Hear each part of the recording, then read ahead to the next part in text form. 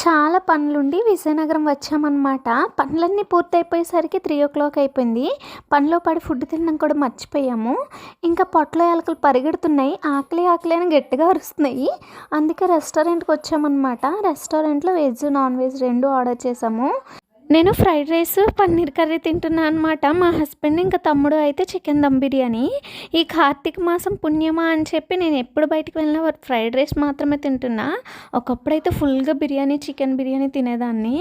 సర్లేండి, ఏం చేస్తాం, అడ్జస్ట్ అవ్వాలి. అంత తిన్న తర్వాత నోట్లో పాన్ వేసుకోకపోతే ఎలా ఉంటుంది, అసలే ఫేమస్ అంట అని చెప్పి మంచిగా నలుగురం 4 పాన్లు అయితే తీసుకొని నవ్వులుతున్నాము. నేనైతే ఫస్ట్ టైం లిటరల్లీ చాలా చాలా బాగుంది, చాలా టేస్ట్ ఉంది.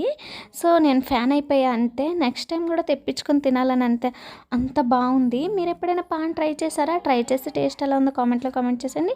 నా కోసం సబ్స్క్రైబ్ చేసుకోండి.